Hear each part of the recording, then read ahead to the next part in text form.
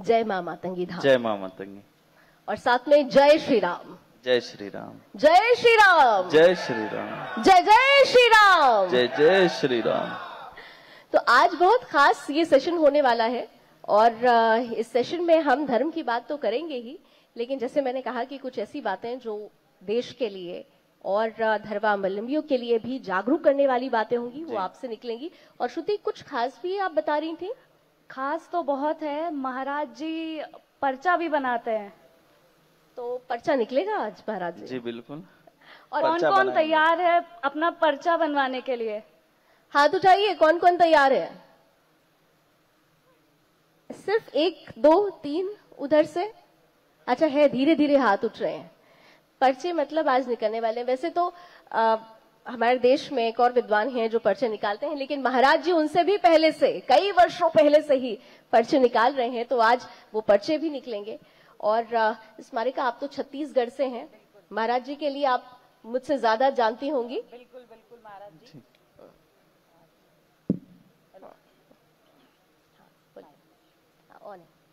महाराज जी बहुत बहुत प्रणाम आपको जी। मैं छत्तीसगढ़ की भूमि से ही हूँ और मैं आपको पहले से जानती हूँ जी। तो आज हम स्पेशल संवाद करेंगे क्योंकि आप छत्तीसगढ़ की भूमि में आज सुदर्शन का ये स्पेशल कॉन्क्लेव यहाँ पर हो रहा है, जो अपने आप में बेहद खास है। बहुत सारे सवाल करेंगे, पर सबसे पहले अभी जो शुरुआत होगी वो आज लावनी जी करेंगी आपसे कुछ सवालों की, फिर मैं आपको आज छत्तीसगढ़ के कुछ मुद्दों पे भी बात करना चाहूंगी आपके साथ। ठीक। महाराज जी, सबसे पहले मां मातंगी धाम विश्व भर में अब ये प्रख्यात हो रहा है, लेकिन बहुत सारे हमारे दर्शक हैं, बहुत सारे लोग हैं जो मां मातंगी धाम की कॉन्सेप्ट को समझना चाहते हैं। ये सोच कहाँ से शुरू हुई? देखिए, 10 महाविद्या में से 9वीं महाविद्या है मां मातंगी, और मां मातंगी दिव्य धाम में 3 महाविद्या विराजमान है, मां बगलामुखी, मां छिन्नमस्ता और मां मातंगी। और मां मातंगी के बारे में एक खास बात और बताना चाहता हूं कि हमारे देश के जो प्रधानमंत्री जी हैं नरेंद्र मोदी जी, उनकी कुल देवी भी मां मातंगी है। और आप अक्सर आर्टिकल भी पढ़ सकते हैं कि गुजरात में मोडेश्वरी मातंगी मंदिर है, वहां अक्सर वो जाते रहते हैं। तो मोदी जी की कुल देवी भी मां मातंगी है। और मां मातंगी जो है, इन्हें तांत्रिक सरस्वती भी कहा जाता है। ऐसा कोई भी विद्या नहीं है जो मां के सामने टिक सके। तंत्र विद्या की उत्पत्ति भी जो है मां मातंगी के चरणों से हुई है। और मां मातंगी एक ऐसी देवी है जिनके साधना में, पूजा पाठ में उपवास का कोई स्थान नहीं है। इतनी दयालु है, मतलब वो अपने भक्त को, साधक को भूखा नहीं देख सकती। और यही एक विशेष कारण है कि जो भी मां मातंगी दिव्य धाम में आता है वो रोता हुआ आता है और हंसता हुआ जाता है। पहले बार में ही उसको रिजल्ट मिल जाता है और उसका जीवन बदलता है, प्रथम बार आने पर ही। और जैसे जैसे लोग आते रहते हैं, हर एक पेशी के साथ उनका जीवन बदलता जाता है। कई लोग जो ऐसे बोलते थे कि अब हम मर जाएंगे, लेकिन धाम आने के बाद उनको एक नई दिशा मिली, एक नया जीवन मिला। और मां मातंगी दिव्य धाम में अर्जी भी लगती है, पर्चा भी बनता है, और इसलिए जो है मां मातंगी दिव्य धाम को छत्तीसगढ़ का पहला त्रिकालदर्शी दिव्य दरबार के नाम से जो है जाना जाता है।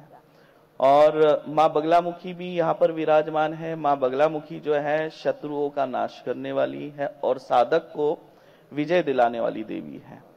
और जिनके शत्रु होते हैं, जो शत्रु पीड़ा से परेशान हैं, वे लोग जो है मां बगलामुखी की साधना करते हैं, जिससे शत्रु की बुद्धि, जिह्वा और पद स्तंभन हो जाते हैं और वो शत्रुता का भाव छोड़ देता है। तो मां मातंगी दिव्य धाम जो है छत्तीसगढ़ का पहला त्रिकालदर्शी दरबार है और रायपुर से मात्र जो है 35 किलोमीटर दूर है। महाराज जी, एक बहुत महत्वपूर्ण सवाल है जो मेरे मन में अभी आया, क्योंकि जब आपने अभी बताया कि मां मातंगी जो बहुत ही उपवास करने की आवश्यकता नहीं है, बहुत भोली माँ है और बहुत जल्दी मान लेती हैं, लेकिन माँ बगलामुखी के लिए कहा जाता है कि उनकी साधना साधक को बहुत ही ज्यादा निष्ठा के साथ और कुछ कठिन तप के साथ करना होता है। तो ये जो 2 देवियों का मिलन है, एक माँ भोली है और एक थोड़ा सा तीक्ष्ण जरूर है लेकिन ममतामयी है। नहीं, माँ बगलामुखी एक ऐसी देवी है जो साधक को शत्रुता से बचाती है। जैसे कोर्ट कचहरी के विवाद हो, परिजनों में अगर कुछ कलह क्लेश विवाद चल रहा हो, वो दूर हो जाता है। और जो शत्रु है उसके अंदर एक भय उत्पन्न होता है, चाहे प्रत्यक्ष हो या अप्रत्यक्ष शत्रु हो, सबके अंदर एक भय उत्पन्न हो जाता है कि नहीं, इस इंसान से मुझे लड़ाई नहीं करनी है, इससे मुझे दुश्मनी नहीं लेनी है। जैसे मान लीजिए अगर कोई साधक जिसके जीवन में बहुत सारे के विघ्न है और शत्रु और उसको नुकसान पहुंचाना चाहते हैं, और अगर वो माँ बगलामुखी की अगर यज्ञ करता है और यज्ञ करके अगर उन शत्रुओं के सामने जाता है, और जो शत्रु मतलब सोच कर बैठे हैं कि अगला व्यक्ति आएगा तो हम उसे टारगेट करेंगे, लेकिन जैसे वो व्यक्ति सामने आएगा तो उसको देखते ही जो उनके अंदर एक भय उत्पन्न होगा, नहीं नहीं, वो बोलना जो चाहते थे, करना जो चाहते थे, सब स्तंभन हो जाता है। तो माँ जो है अपने भक्तों के लिए ममतामयी है, उसमें कोई भय नहीं है। हमारे यहाँ आने वाला हर साधक, हर श्रद्धालु, चाहे बच्चा हो या बुजुर्ग हो, सभी जो है माँ बगलामुखी का अनुष्ठान करते हैं। और हमारे यहाँ प्रतिदिन 3-4 टन सूखी लाल मिर्ची की आहुति होती प्रतिदिन, मतलब 4000 से 5000 किलो मिर्ची की प्रतिदिन आहुति। ये प्रतिदिन है। और अभी तो आपने विश्व रिकॉर्ड बनाया है। हाँ। 11000 किलो, मतलब एक मिर्ची अगर घर में जल जाए तो घर वालों का क्या हाल होता है हम समझ सकते हैं। लेकिन यहाँ पर प्रतिदिन 3 से 4 टन, और उस विशेष अनुष्ठान में आपने 11 टन और उसका वर्ल्ड रिकॉर्ड भी बना जी, वर्ल्ड रिकॉर्ड भी था। तो वो उस अनुष्ठान के पीछे वो महत्वपूर्ण उद्देश्य, लक्ष्य क्या था? लक्ष्य ये है कि हमारा जो भारत देश है ये समृद्ध हो, और भारत देश की तरफ जो कुछ ऐसे चादर और फादर वाले लोग बैठे हैं जो अपनी क्रूर दृष्टि गड़ाए हुए हैं, उनको सद्बुद्धि मिले और जनमानस के जीवन में जो दुख है वो दूर हो, इसी कामना से किया गया। वर्ल्ड रिकॉर्ड बना है और आने वाले समय लंदन के संसद भवन में हमें सम्मानित किया जा रहा है, उसके लिए तालियां होनी चाहिए इस पर। तो महाराज जी, वैसे आपने कहा कि चादर और फादर वालों को सद्बुद्धि, हमारा ये मानना है कि लातों के भूत बातों से नहीं मानते। बिल्कुल, ये हकीकत है। क्योंकि देखिए, अगर आप इतिहास उठाकर देखेंगे तो सनातनियों को अगर किसी ने दुख और पीड़ा दिया है, प्रताड़ित किया है, तो चादर और फादर ने किया। पहले मुगलों ने किया, बाद में अंग्रेजों ने किया, इतिहास गवाह है इसका।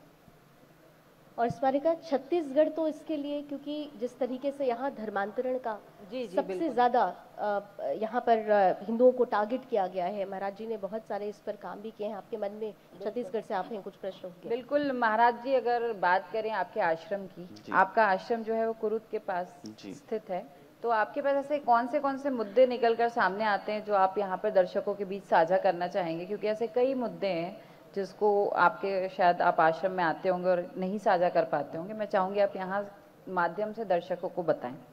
देखिए, धर्मांतरण जो है छत्तीसगढ़ के लिए बहुत ही चिंता का विषय है, क्योंकि धाम में भी कई ऐसे लोग आते हैं जो धर्मांतरण कर चुके होते हैं, लेकिन वो पीड़ा में है। और ये धर्मांतरण कैसे होता है, थोड़ा उस बारे में मैं बताना चाहूंगा। ये लालच देकर धर्मांतरण करते हैं। अगर किसी का विवाह नहीं हो रहा है तो बोलेंगे हम लड़की दे देंगे आपको शादी के लिए। किसी को अगर नौकरी नहीं लग रही है, बोलेंगे हम नौकरी दिलाएंगे। किसी का अगर घर नहीं है तो बोलेंगे हम घर बना देंगे।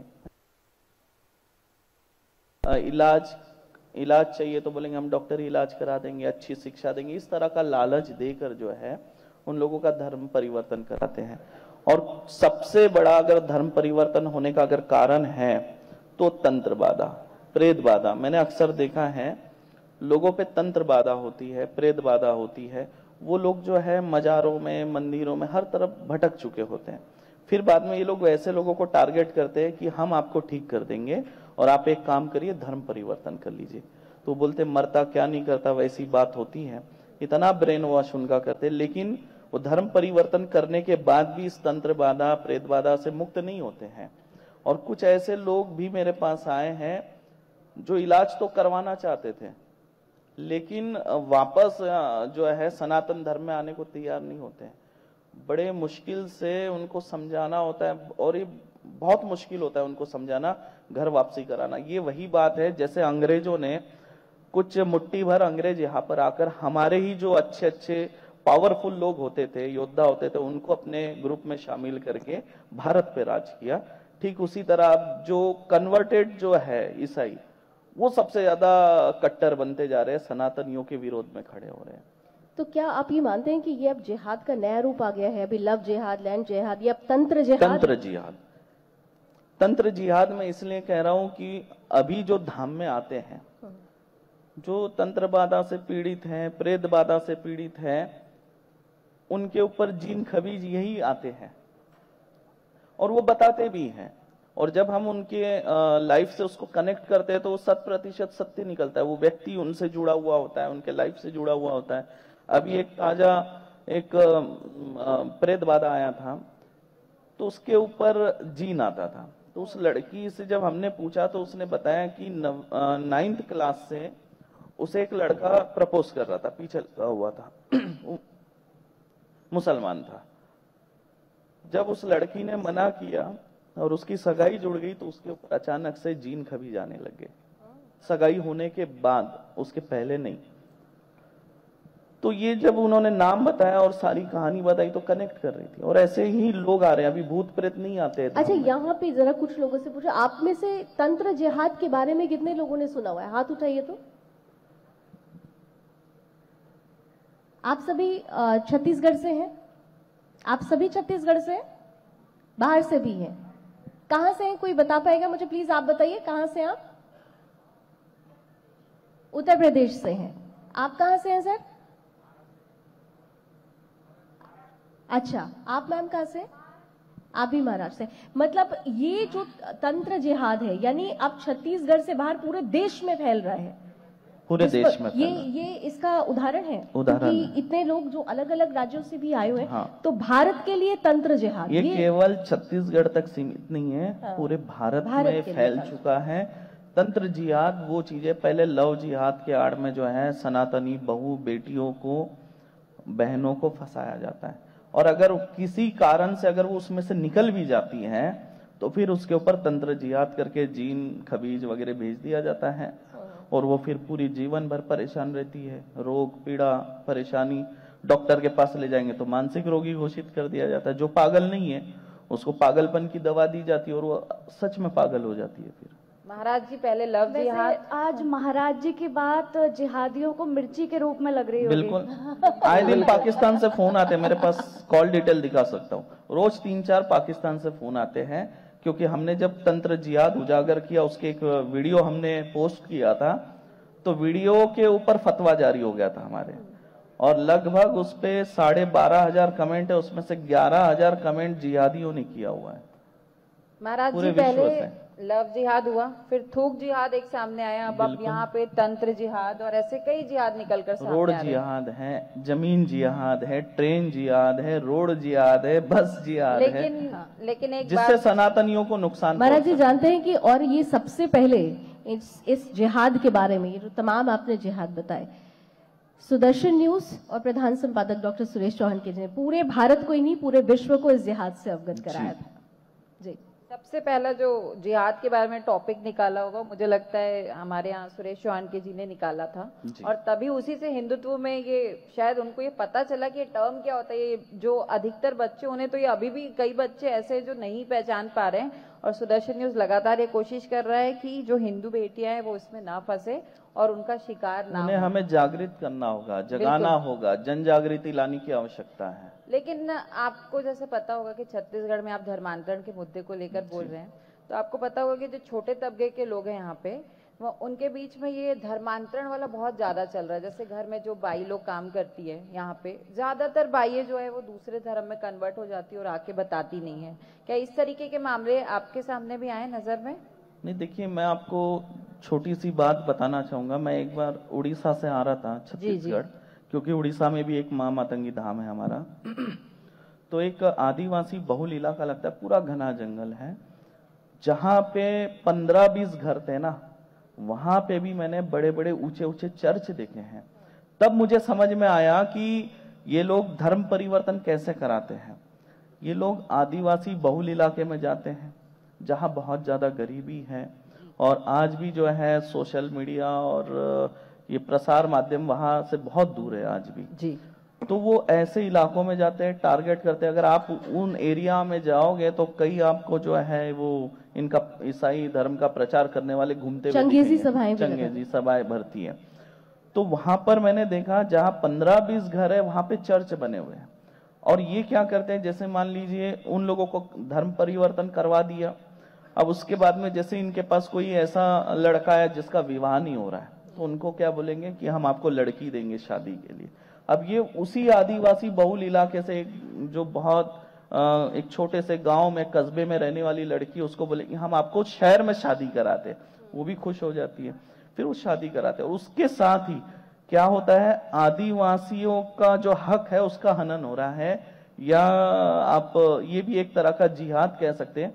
आदिवासी लड़की से शादी करवा देते लेकिन नाम नहीं बदलता, उस लड़की का वही नाम रहता है। फिर उसी लड़की के नाम से जो आदिवासी जमीन है, सस्ती जमीन है, वो खरीदा जाता है। ये लैंड जिहाद, जमीन जिहाद में आ गया। श्रुति, आपके मन में भी बहुत सारे सवाल चल रहे हैं। आपने तंत्र विद्या की बात करी थी महाराज जी, जी। तो उसको लेकर काफी लोगों में अंधविश्वास रहता है, तो हमें इससे डरना चाहिए या जागना चाहिए? सबसे पहले तो हमें ये समझना चाहिए कि तंत्र क्या है और मंत्र क्या है। तंत्र मंत्र से लोग डरते हैं, इस नाम से डरते हैं, लेकिन डरने की कोई बात ही नहीं है। तंत्र मंत्र तो हर व्यक्ति करता है। अगर मैं कहूं तो अगर किसी व्यक्ति ने अगर हवन किया तो तंत्र मंत्र हुआ। तंत्र में जो है वनस्पति का उपयोग होता है, वो तंत्र कहते हैं, और जिसमें मंत्र का उच्चारण होता है उसे मंत्र कहते हैं। तो तंत्र मंत्र, इसमें डर वाली क्या बात है। लेकिन जो है इसे गलत तरीके से पेश किया गया है और तंत्र विद्याएं होती है। इसका उदाहरण जो है रावण संहिता, डांबर तंत्र और कई तरह के ऐसे तंत्र के ग्रंथ है, उसमें उल्लेख है, रावण संहिता में उल्लेख है। और भूत प्रेत होते हैं, इसका भी उल्लेख है। गोकर्ण की कथा में मिलता है कि वो प्रेत बन गए थे।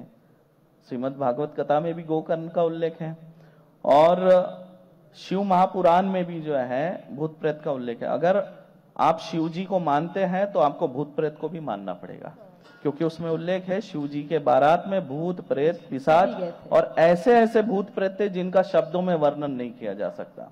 तो अगर आप शिव जी को मानते हैं तो प्रेत को नहीं नकार सकते, प्रेत को नकारेंगे तो फिर आप शिव जी को भी नहीं मान सकते। आपने शमशान में भी आप तंत्र विद्या करते हैं, ऐसा सुना है? नहीं, देखिए क्या है, हम सात्विक विद्या करते हैं।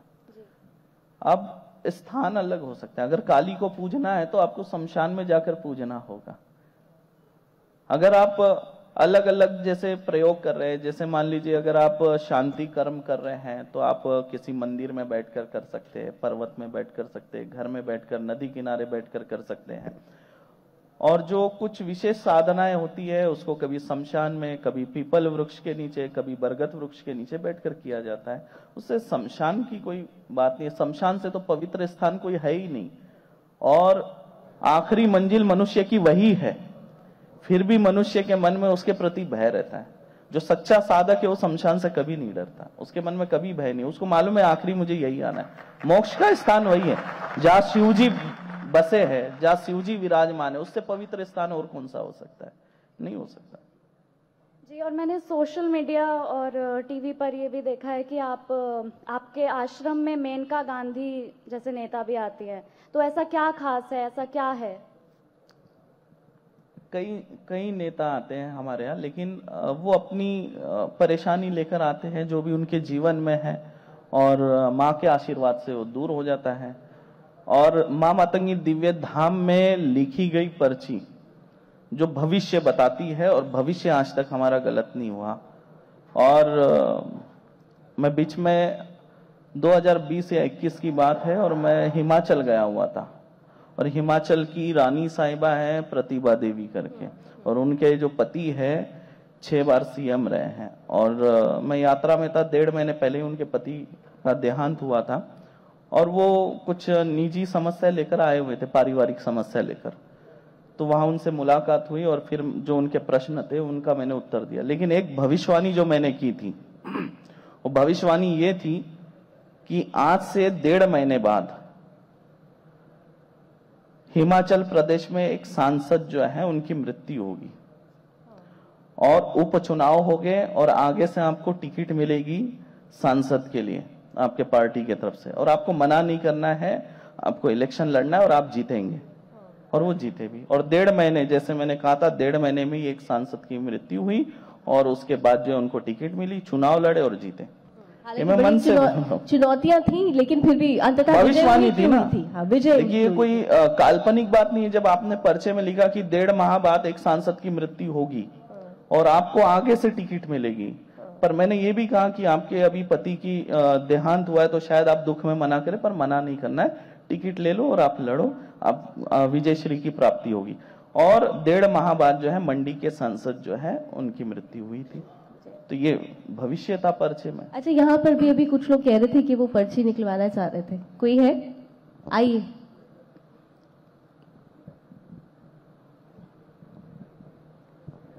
हाँ जी गुरु, आ जाओ।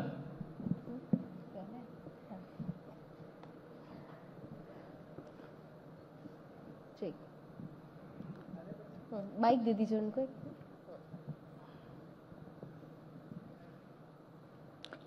हाँ, पेन पेपर दे दीजिए जरा, एक पेन दे दीजिए, पेपर ये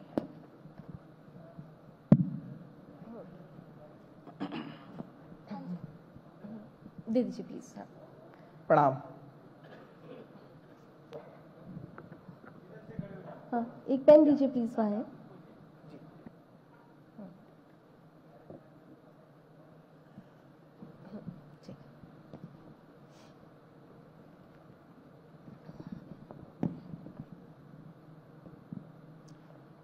आपका नाम और माँ का नाम बता देंगे। विशाल ताम्रकार, श्रीमती उषा ताम्रकार।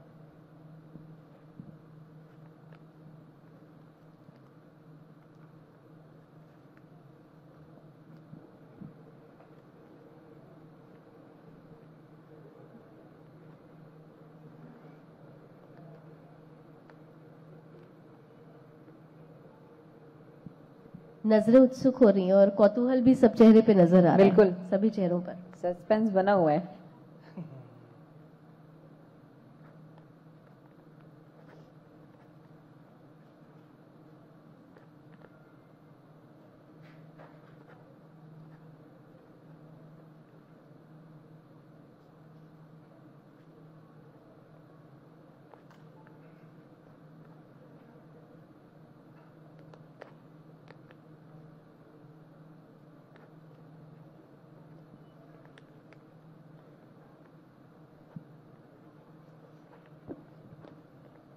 क्या जानना चाहते हैं आप? मेरे मन में तो सवाल हमेशा रहते हैं कि सत्ताधीश में जब तक लोग पहुंचे नहीं रहते तो बार बार उनके मन में ये भाव रहता है कि हम होते तो ऐसा करते, ये होता तो वो होता। लेकिन जब लगातार टकराव देखते हैं, हम जमीन पे देखते हैं कि गौ रक्षक मारे जाते हैं और जेल में चले जाते हैं, और जो गौ तस्कर है वो थाने में बैठ के बहुत आराम से चर्चा करते हैं। तो ये सारी नहीं, आप अपने बारे में बताइए, आप अपने जीवन के प्रति क्या जानना चाहते हैं? आप क्या चाहते हैं अपने जीवन में? मैं तो अभी केवल सनातन धर्म से संबंधित लगातार कार्य कर रहा हूं, और मुझे ऐसा लगता है कि जब लोग सुख और शांति रहेगा तो ऑटोमेटिक सारी चीजें ठीक रहेगी। यही मेरे मन में भाव है और उसी पर काम अपने जीवन से संबंधित बताइए। व्यक्तिगत क्या जानना चाहते हैं आप? व्यक्तिगत ऐसे कुछ विशेष मेरे क्या करते हैं आप? मेरा छोटा सा बिजनेस है और मैं प्रॉपर्टी डीलिंग का काम करता हूँ। प्रॉपर्टी डीलिंग का काम। और कहाँ रहते हैं आप? मेरा मुख्य निवास तो दुर्ग है, लेकिन अभी किसी कारण से अस्थायी रूप से मैं कुम्हारी रह रहा हूँ। कुम्हारी रह रहे हो, यहाँ मैंने वही लिखा हुआ है। विशाल जी, आपके जीवन में वैसे तो कोई दुख नहीं है, आप केवल आर्थिक प्रगति पर ध्यान केंद्रित कर रहे हैं। आपके भाग्य में स्थान परिवर्तन करने वाली स्थिति बन जाती है बार बार। 2029 तक आपका जीवन बदलेगा। जी, क्या बात। हाँ, कैमरे पे ये दिखाइए, एक बार फोकस करिए, एक बार फोकस करिए। और ये लाइव पर्ची निकली है इस कॉन्क्लेव में, लाइव महाराज जी ने, श्री प्रेमा साय महाराज जी के द्वारा जो भी अभी बातें कही गई है 100% एकदम सत्य है। क्या बात है, तालियां होनी चाहिए इस बात। इसके साथ में बस एक और चीज ज्यादा रहती है कि मैं तन समर्पित, मन समर्पित और देश धर्म के लिए जीवन समर्पित, ये भाव से मैं लगातार करना ही चाहिए जी। और जो धर्म के लिए कार्य करता है वो योद्धा है असली। और मैं आज इतने सारे लोग देख रहे हैं तो मैं जरूर कहना चाहूंगा कि मुझे छत्तीसगढ़ में कुछ समस्या होती है तो हमारे बीच में सीआईडी के डायरेक्टर साहब है सुशील द्विवेदी साहब, लगातार हमें प्रोत्साहित करते हैं तो थोड़ा हमारा आत्मबल बढ़ जाता है। और जब ज्यादा और कुछ समस्या होती है तो मैं सुरेश चौहान जी को मैं कांटेक्ट करता हूं तो समस्या का समाधान होता है। मेरे लिए उत्सव की बात है कि भाई साहब दिल्ली से यहाँ आए। अब तो आपको बहुत बड़ा समाधान पर्ची के माध्यम से भी निकल गया। Thank you so much, thank you so much, thank you, बहुत बहुत धन्यवाद। महाराज जी देखिए, ये तो हमने एक लाइव पर्ची एक आपकी भाई साहब की निकाली, एक और पर्ची सामने आ रही है अभी, देखिए। सबसे पहले तो श्री प्रेमा साई महाराज जी को चरण स्पर्श जी। मेरा नाम गौरव खंडेलवाल है, सभी गणमान्य सदस्यों को मेरा चरण स्पर्श। और मैं जयपुर राजस्थान से हूँ और मैं मंच संचालक हूँ, तो मैं अपने भविष्य के बारे में जानना चाहता हूँ कि एज एन एंकर मेरे आगे प्रोस्पेक्ट क्या है और मेरे को कितना आगे बढ़ा सकती है ये मंच संचालन की जो विधि मैं अपना रहा हूँ। ठीक।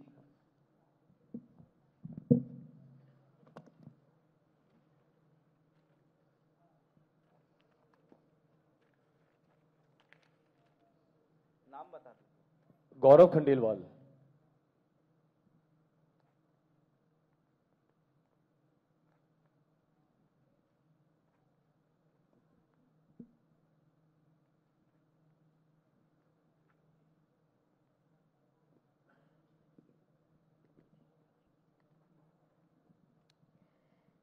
तो यहाँ पर ये आप देख रहे हैं कि पर्चियां, जैसा श्रुति आपने कहा भी था कि पर्चियां निकलेंगी और ये लाइव पर्ची निकल रही है सुदर्शन न्यूज के कॉन्क्लेव में। हाँ, और मुस्कुराहट जी, इस मंच के माध्यम से आज हम मुस्कुराहट भी दुनिया को दे रहे हैं महाराज जी। बहुत शांति वैसे इस चीज को मैं कुछ यहाँ पे बोलना चाहूंगा मैम, ये मेरे लिए भी पहला ही अनुभव है, आज से पहले कभी मैंने ऐसा अनुभव नहीं किया है। और जब मैंने महाराज जी को देखा तो एकदम से positive vibes I could feel. तो जाहिर सी बात है इस समागम में हम लोग सब उपस्थित हैं और ऐसे समागम में हम लोग जब लाइव पर्ची देखते हैं तो बड़ा एक्साइटमेंट होता है। मैं बड़ा एक्साइटेड हूँ इस समय। जहाँ पे धर्म और सनातन का शंखनाद हो वहाँ सकारात्मकता अपने आप ही आ जाती है। क्या बात है। तो जय श्री राम के नारे हो जाए एक बार, जय श्री राम, जय श्री राम, जय श्री राम, जय श्री राम। जब धर्म की बात आती है तो एक बड़ी खूबसूरत सी बात किसी ने बोली है कि जो कल थे वो आज नहीं है और जो आज है वो कल नहीं होंगे। न होने ना होने का क्रम यूं ही चलता रहेगा, मैं हूं सदा रहूंगा इंसान का यह भ्रम सदैव पलता रहेगा। आपकी कुल देवी कौन है जानते हैं? सर सीकर में रहे हैं जीण माता। अच्छा, और आपके पूर्वज कहाँ से आके बसे? सर जयपुर राजस्थान से ही हम लोग प्रॉपर। पूर्वज कहाँ से बसे? सर इतना मेरे को ज्ञान नहीं है। देखिए गौरव जी, सबसे पहली बात तो यह है कि कुल देवी को बराबर नहीं पूज रहे। कुल देवी आपकी कोई और है।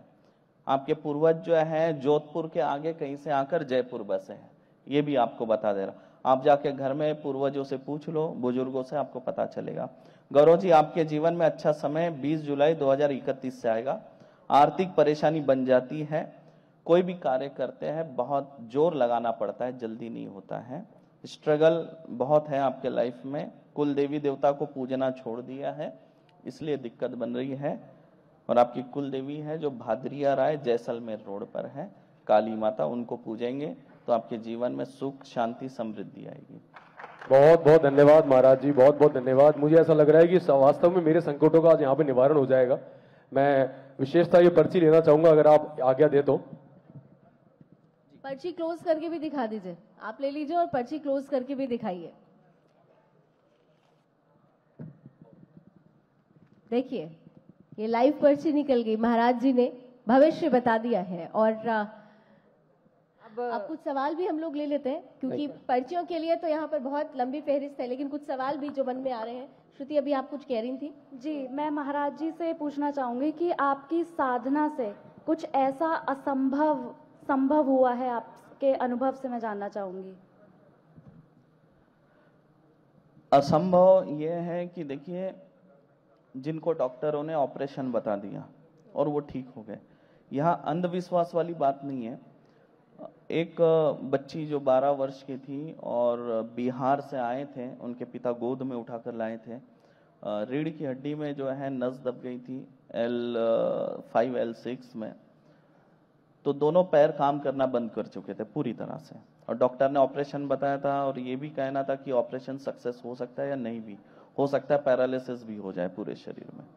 तो वो वहां लेकर आए थे माँ के चरणों में, और एक बार आने से ही बिना ऑपरेशन के आज वो बच्ची चल रही। ऐसे अनेक उदाहरण हैं, और जिनके रीढ़ की हड्डी में अगर नस दबी हुई है, अगर वो धाम आते हैं तो बिना ऑपरेशन के ठीक होते। बड़ा चमत्कार। और ऐसे अनगिनत रोग वो दूर हो जाते हैं। यहाँ कोई अंधश्रद्धा वाली बात नहीं है, यहाँ श्रद्धा का विषय है। मतलब आने से दुख दूर हो रहा है और वो डॉक्टरी जांच में क्लियर हो रहा है। श्रद्धा विश्वास से जुड़ती है और वो विश्वास से लोग आते हैं। अच्छा, एक बड़ा महत्वपूर्ण सवाल मेरे मन में अभी आया। आपने कहा कि क्योंकि आपके दरबार में पर्चियां खुलती हैं, कभी ऐसा कोई हिंदू परिवार आया हो जो अपने बारे में जानना चाहता हो, उनकी बेटी हो, और आपने अपनी पर्ची के माध्यम से ही उनको सचेत कर दिया कि आने वाले समय में वो लव जिहाद की शिकार हो सकती है, उससे पहले ही वो सचेत हो गए और अपनी बच्ची को बचा काफी लोगों को हमने बताया है और वो डिटेक्ट भी हुआ। जो समस्या हमने बताई, जब उन्होंने घर में जाके वेरीफाई किया तो वो समस्या उनको पाई गई और उन्होंने अपनी बेटी को बचाया उससे।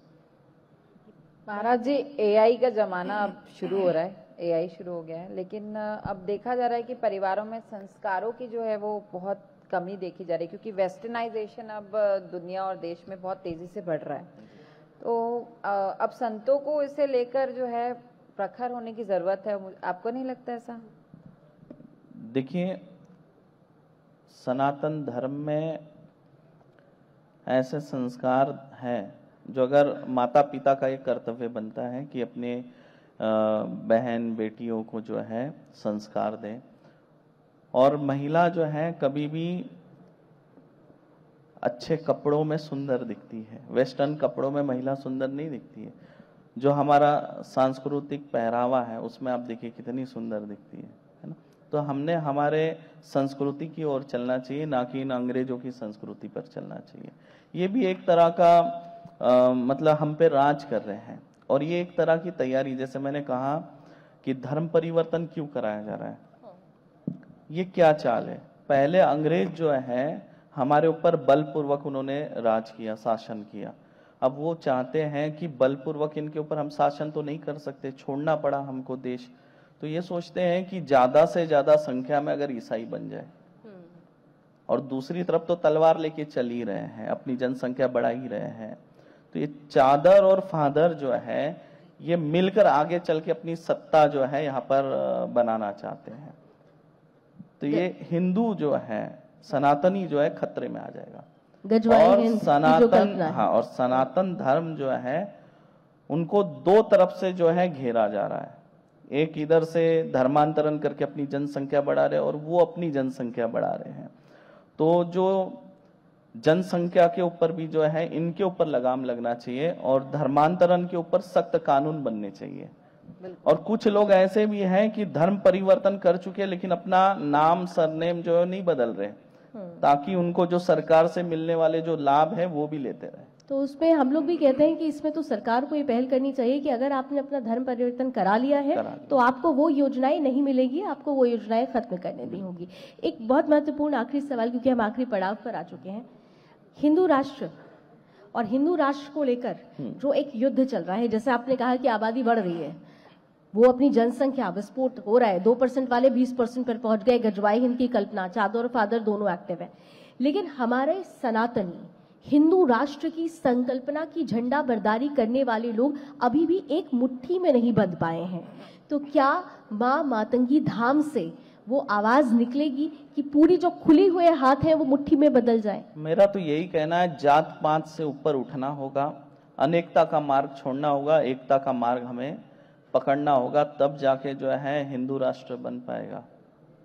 अनेकता में जो बटे हुए हैं ना जात पात, यही हमारे लिए सबसे बड़ा खतरा है। महाराज जी, मैं तो ये कहती हूँ कि आज हिंदू राष्ट्र पर भी पर्चा बन जाए।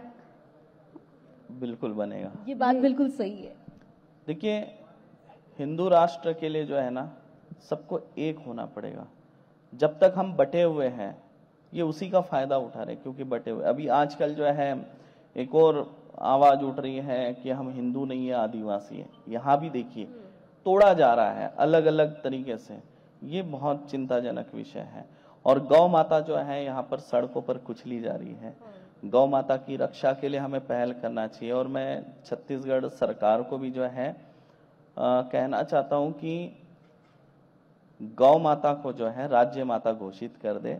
इससे जो है एक उपलब्धि भी जो है छत्तीसगढ़ के नाम से हो जाएगी कि सर्वप्रथम अगर किसी ने गौ माता को राज्य माता बनाया था तो छत्तीसगढ़ था। महाराष्ट्र में हो चुका है भारत जी, हो चुका है, महाराष्ट्र में हो चुका है।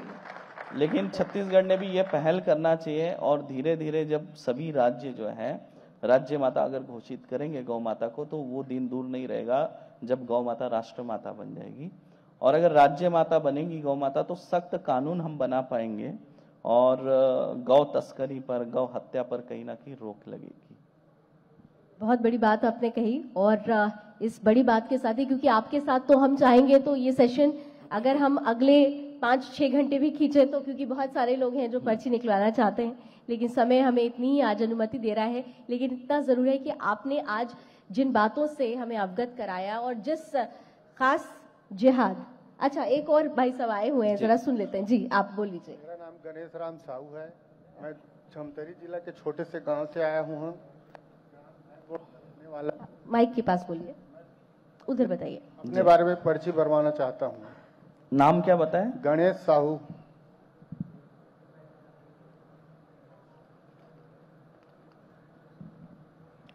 देखिए, जैसे हमने कहा कि यहाँ पर ये जो सेशन है ये धार्मिक कॉन्क्लेव है, और जब पर्ची खुल रही है तो ये तो अगले 5-6 घंटे भी आगे जाता रहेगा। लेकिन लावनी जी, एक बात और है कि कई लोग ऐसे भी यहाँ पर हैं जो पर्ची खुलने से डर रहे हैं कि उनकी पोल न खुल जाए।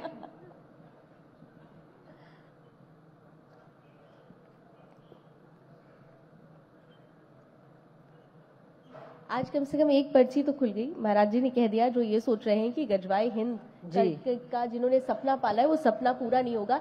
तब आपने श्रुति सही कहा था कि उनको मिर्ची लग रही होगी, क्योंकि उनकी पर्ची भी आज खुल गई है। उनको यानी जिहादियों को बिल्कुल।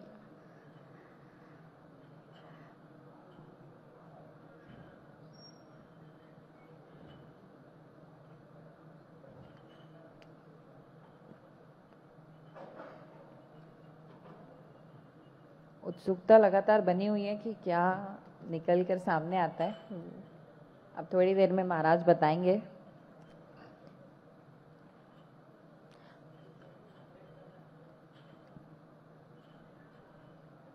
और महाराज जी कई वर्षों से इस विद्या के माध्यम से बहुतों का जीवन निखार चुके हैं, बहुतों को बहुत सारे समाधान दे चुके हैं उनकी समस्याओं के निपटारे के लिए। मुझे लगता है कि शायद पर्ची पूरी हो गई अब।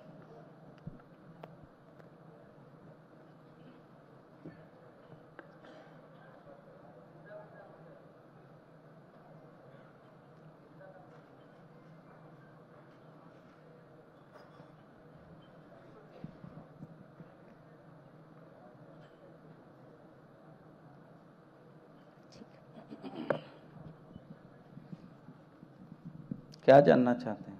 बस परिवार के बारे में और मेरे परिवार के बारे में। गणेश साहू जी, आप आपके बेटियों के स्वास्थ्य की कामना लेकर पर्चा बनाने के लिए आए हैं। अभी एक बेटी का स्वास्थ्य खराब है जी, दूसरी जल्दी मां बने ये कामना है जी। आप तहसील में रजिस्ट्री के डॉक्यूमेंट का कार्य करते हैं जी गुरुजी।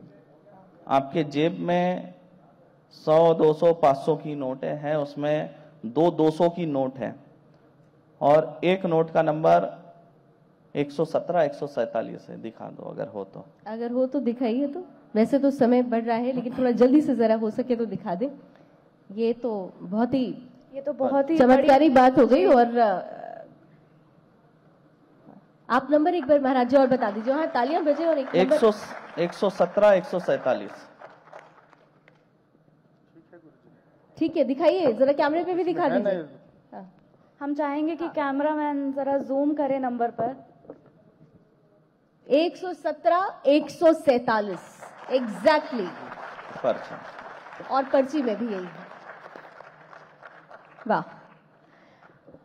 और पर्ची आप अपनी ले लीजिए और अब इस सेशन को यही खत्म करेंगे। लेकिन ये चमत्कार हुआ है माँ मातंगी के आशीर्वाद से, और जैसा कि महाराज जी ने पहले ही कहा कि ताकत श्रद्धा में होती है, ताकत भक्ति में होती है, अंधविश्वास में मत पड़िए।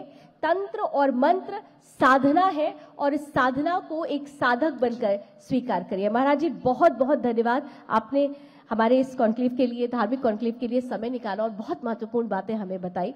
और हम उम्मीद करते हैं कि आप जिस संकल्पना के साथ, जिस संकल्प के साथ, हिंदू राष्ट्र की संकल्प के साथ मां मातंगी के आशीर्वाद से देश में हिंदू राष्ट्र की अलग जगा रहे हैं, वो सपना भी हमारा बहुत जल्द पूरा होगा। पर्ची निकल चुकी है, बिल्कुल एक जल्दी से हो जाए कि छत्तीसगढ़िया सबले बढ़िया। यहाँ पे आप भी बोलिए छत्तीसगढ़िया सबले बढ़िया। वाह।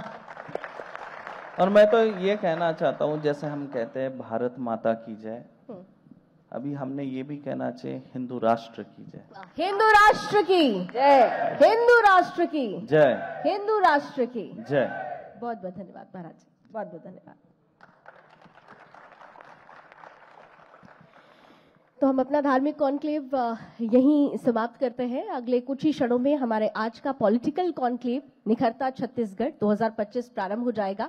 और उस कॉन्क्लेव के हमारे जो पहले अतिथि हैं वो इस राज्य के लिए विकास पुरुष कहे जाते हैं, और बहुत सारे लोगों ने प्यार से उनको चावल वाले बाबा का नाम दिया है। आप समझ चुके होंगे। छत्तीसगढ़ के पूर्व मुख्यमंत्री और वर्तमान में विधानसभा अध्यक्ष डॉक्टर रमन सिंह जी अब से कुछ ही देर में हमारे बीच होंगे, और फिर हम अगला सेशन जो पॉलिटिकल कॉन्क्लेव निखरता छत्तीसगढ़ 2025 है उसकी शुरुआत करेंगे। धन्यवाद।